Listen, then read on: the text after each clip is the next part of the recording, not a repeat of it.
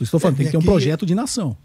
E aqui toda vez que tem uma emergência, se cria algum programa ou muitos programas de auxílio a determinados setores em função da emergência.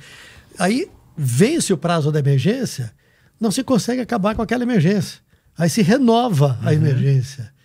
E isso atinge todos os setores industriais brasileiros. A gente precisa ter financiamento, a gente precisa ter uma forma de fomentar esses projetos, né? E aí vem o discurso da austeridade fiscal, né? O discurso da austeridade fiscal pregada pelo consenso de Washington, lá na Revolução Neoliberal, é justamente para limitar a capacidade do Estado de investir. Então, o Estado brasileiro não tem como fazer investimento público em ciência e tecnologia, em pesquisa e desenvolvimento, como deveria ser feito num projeto industrial. Porque a gente tem o famoso teto de gasto, o arcabouço fiscal, que é limitar a necessidade que o país teria de investimento. E os países, a gente pegando as duas maiores potências, Estados Unidos e a China, eles têm déficit fiscal há 40 anos. O que eles fazem? Eles criam dinheiro. Porque tem um ciclo a ser fechado. Se você cria dinheiro... É a mesma coisa, como eu sou especialista em finanças corporativas, é a mesma coisa a empresa quando ela se alavanca. Por que ela pode se endividar e se alavancar? Porque ela acredita que ela vai gerar caixa lá na frente para depois pagar essa alavancagem. Né? Vai ter todos os seus projetos e depois vai pagar. O Estado é a mesma coisa, só que o Estado tem uma vantagem. Ele tem uma impressora de dinheiro. Então isso tudo que os caras acham que é uma heresia falar em criar dinheiro, é esses economistas mainstream. Você pegar economistas sérios, né, desses países, você vê que eles não têm esse negócio de criar dinheiro, não é um problema necessariamente. É um problema você criar desvairadamente, sem nenhum objetivo. Criar o dinheiro?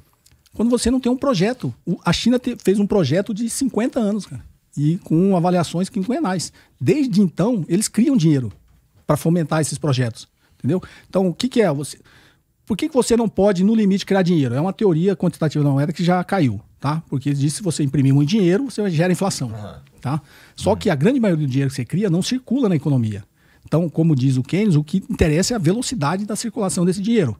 Dependendo da velocidade de circulação, você vai criar ou não inflação. Só que se você criar dinheiro para criar oferta, você não cria inflação. O que é inflação? É um desequilíbrio entre oferta e demanda. Você tem mais gente querendo comprar do que produto para ser vendido. E aí você vai gerar uma pressão sobre os preços. Agora, se você estiver criando dinheiro num projeto de longo prazo, em que você está aumentando essa capacidade produtiva para gerar oferta, em algum momento vai ter um descasamento, a demanda sempre cresce mais rápido que a oferta, por isso a crítica ao sistema de metas de inflação, a gente deveria ter uma flexibilidade maior, né? No mínimo não ter saído do sendo a média de 4%, porque você dá um tempo para a economia gerar a oferta, para essa nova demanda que está sendo criada. Então você tem um descasamento, mas isso tem que ser bem administrado. Então se você criar dinheiro, mas esse dinheiro for utilizado para criar mais oferta, você não necessariamente vai criar inflação. Dá um exemplo aí, então, como a gente poderia fazer isso aqui no Brasil. Uma vez alguém me falou do mercado imobiliário, por exemplo, tipo, fazer casas, habitação social seria um bom lugar para criar dinheiro e colocar no mundo real. Tu consegue pensar em algum exemplo que dá para a gente fazer isso na prática?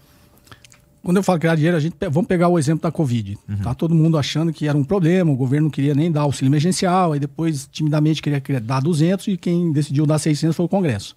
Não, vai jogar dinheiro na economia, não sei quantos bilhões, vai gerar inflação. Não gerou a inflação que eles achavam que ia gerar. Gerou um pouco de inflação, como eu falei, tem um descasamento, porque você colocou R$600 na mão de cada milhões de pessoas, isso aí virou consumo na veia, sim. Concorda? Então, e inclusive foi usado para gerar mais concentração de riqueza, porque no limite eu ganhei R$600 e eu gastei. Eu não poupei, não investi. Eu, pobre, recebi R$600, fui lá e gastei no mercado. Então, uma parte desses 600 que eu gastei no mercado virou lucro para o dono do supermercado. Sim. A outra parte de que o mercado comprou do fornecedor virou lucro do dono do fornecedor.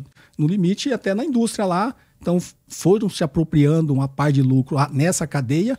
Quem gastou tudo, que foi eu que recebi os R$600, não acumulei riqueza, mas consumi. Mas esse dinheiro que foi injetado na economia, girou a economia. Tanto que o PIB tinha uma previsão de cair 10% na pandemia e caiu 4%. 6% num ano no PIB é uma enormidade em números, quando você fala em bilhões. Então, aqueles bilhões que foram injetados na economia gerou 10 vezes mais bilhões quando circulou em toda a economia. E nesse processo teve arrecadação. Então, quando o dinheiro é investido na economia, esse que é o multiplicador que ele exemplo que fala é 1,6, né? Cada 100 vira 160 na economia. E nesse ciclo, quando ele circula, uma parte disso aí vira arrecadação, vira caixa do Estado, para inclusive pagar essa alavancagem que ele fez, para cobrir esse déficit fiscal que eventualmente ele criou. Então, a economia é muito mais complexa do que o mainstream vende para a grande maioria da população. A gente está tripé macroeconômico no Brasil. sistema de média de inflação, câmbio flutuante, superávit primário, só existe no Brasil. Pergunta se a China está preocupada com o superávit primário, se os Estados Unidos está preocupado com o superávit primário. Não estão há 40 anos. E são as duas maiores economias do mundo. Você citou o exemplo do mercado imobiliário, habitação com função social. A Prefeitura de São Paulo lançou um pacote, né, uma série de incentivos e facilidades para as construtoras que fizessem habitação com função social. O que elas fizeram? Construíram dos prédios nos bairros mais chiques e estão vendendo a preços altíssimos para investidores. É sacanagem, né? É uma grande sacanagem, né? Está sendo instalado, inclusive, na Câmara Municipal de São Paulo, uma comissão parlamentar de inquérito para investigar os desvios e o aproveitamento de grandes construtoras que estão fazendo aí, pega os benefícios que a Prefeitura de São Paulo oferece e constrói para os mesmos, que compram um lugar pequeno, de 35, 40 metros, para investir, para alugar e ganhar dinheiro. E não para as pessoas que precisam, porque não tem onde morar, a não ser que seja com base num subsídio, com um apoio, com um projeto desse tipo. Tudo que a gente faz com a melhor intenção do mundo, a gente mesmo vai lá e destrói com uma sacanagem, um jeitinho, algum esquema. Tá todo mundo no sufoco, né? Cada um dá... Se bem, o foda é que assim, até o cara que já saiu do sufoco, ele quer continuar dando os golpes, entre aspas, para poder se manter ali. Então, a mentalidade aqui, ela é braba, né, cara? É difícil lidar com a gente, né? Nós mesmos, não é? O ser humano é complicado. Porra, o ser humano é foda, meu irmão. Bom, então, é isso?